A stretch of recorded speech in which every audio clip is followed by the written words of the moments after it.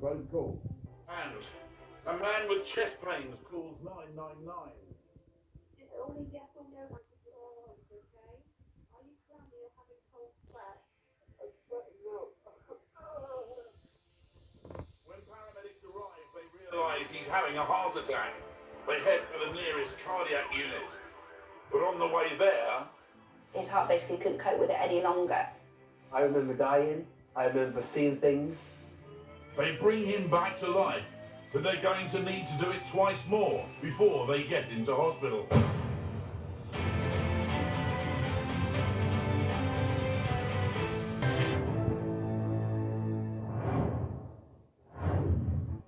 Gloucester. A 39-year-old man calls 999. He's suffering extreme chest pain. Are you clammy or having cold sweat? I'm sweating now. Paramedics are dispatched. I saw straight away that he was having a heart attack. We gave him some aspirin and BTM to dilate the heart. After treating the man at the scene, they transferred him to an ambulance and set off for the nearest cardiac unit. But on the way, his heart couldn't cope with it any longer.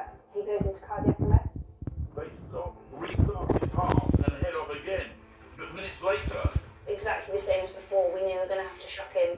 once more he's resuscitated. On blue lights and sirens, they restart their journey. Then it happens again. He effectively died 3 times at this point.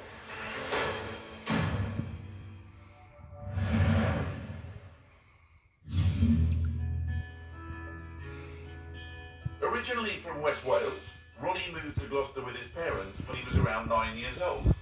He now calls it home. Well, sort of. Yeah, it's alright. Because, like, Welsh people are proud people, aren't they?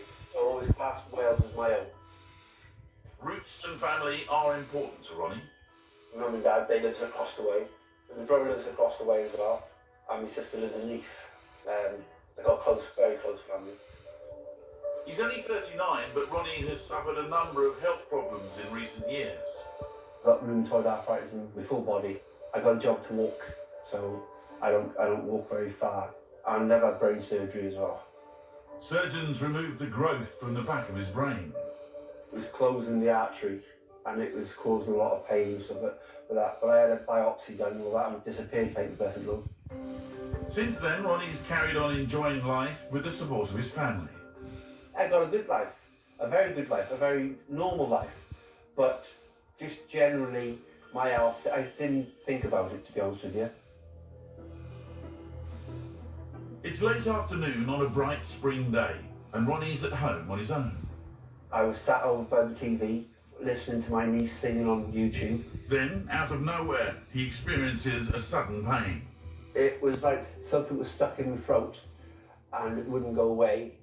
Ronnie takes some painkillers, but they don't help, and the severe discomfort increases. It was a crushing feeling at the chest. It got that intense that I knew that I had to ring the ambulance. This is Ronnie's agonising 999 call. Ambulance service, patient breathing. I am patient. Okay, tell me exactly what's happened. I've got a lot of pains in the chest. It's really it won't go away. What's the address there, sir? He manages to give his location, but his condition is rapidly deteriorating. This isn't going to delay any care for you at all, but I do need to ask you a few questions to make sure you get the right care. What's the telephone number you're calling from? I know it's painful. Oh, please.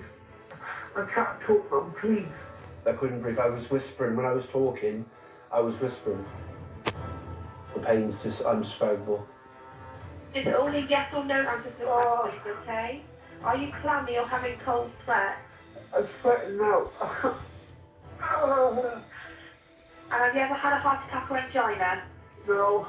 Rest assured, help is being arranged for you, okay? That help comes in the form of rapid response paramedic Amy. Going to a 39-year-old with chest pain, I thought it was quite unlikely, but he could be having a heart attack. The quicker we got there, the better. As Amy races to reach him, Ronnie spots his neighbour in the street and struggles to the front door. The call picks up his plea for help. You help me, please. I have pain in the chest. The man takes over the phone call. I'm his next door neighbour. He's struggling to speak in a bad way. I know, we have to do Ronnie's neighbour does his best to calm him. Deep breath, come on, deep breath.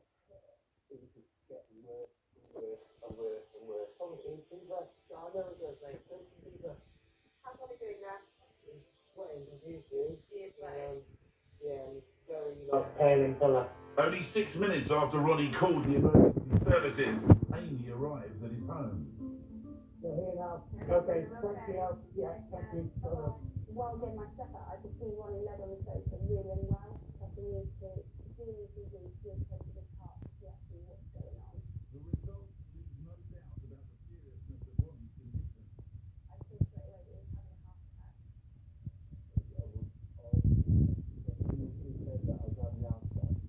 I knew that I really was thankful on my side. Amy calls for an urgent backup ambulance, then begins administering vital care. Ronnie begs his neighbour to call his family.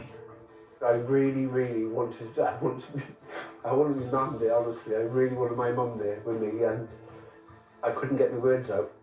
The neighbour manages to contact Ronnie's sister just as the backup ambulance arrives with paramedic Becky on board. Amy was carrying out some observations and I was getting the drugs ready. Just getting him into a position that he was as stable as he could be, ready for any movement. We gave him some aspirin and GTN to dilate the heart. As Ronnie is loaded into the ambulance, his sister arrives at the house. Just my sister being there made me feel better. But he needs urgent surgery and the nearest cardiac unit is in Bristol, 40 miles away. We knew that Ronnie was so unstable, we just didn't know what would happen. So we made sure that we were prepared for all eventualities before we left to go to hospital. But within minutes of leaving, Ronnie's heart stops pumping. His heart basically couldn't cope with it any longer. He goes effectively unresponsive and goes into cardiac arrest. They stop the ambulance. The defibrillator pads were already on, so we were able to do chest compressions and then shock him pretty much within 30 seconds. His heart then very quickly went back into a normal rhythm. As he went into cardiac arrest, Ronnie slipped in and out of consciousness. I remember dying. I remember seeing things. I remember coming back out of it. I can remember my sister crying and all that. But I come back straight into pain. And when I was out, I wasn't in pain. But at least the pain signals he's alive. The ambulance sets off again on blue lights and sirens, but they don't get far. Exactly the same as before, we knew we were going to have to shock him.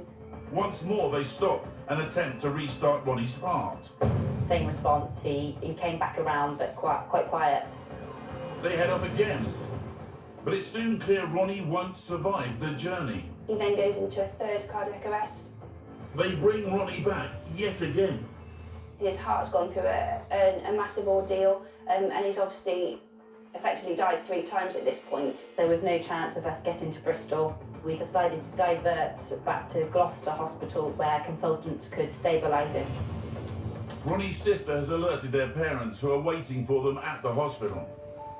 I grabbed their hands, and they grabbed my hand, and I told them I loved them, and they said they loved me. The doctor already told them that they didn't know if I was going to live or die. It wasn't looking good for me anyway. Medics at Gloucester manage to stabilise Ronnie so he can be transferred to the specialist unit in Bristol. A consultant travels with him in the ambulance. We took him in on the stretcher and we gave a handover to the consultants ready to unblock his heart. At Bristol, Ronnie gets the life-saving surgery he needs. They put a stent in that side and it reopened my artery, and it was like a release of new life. And this side then they done 2 days later. He's overjoyed with the results. I was the most gratefulest, happiest person in the whole wide world. You couldn't give me the lottery and I wouldn't have been more happy than having that done. I was perfect. Later, Ronnie gets the chance to thank the ambulance team.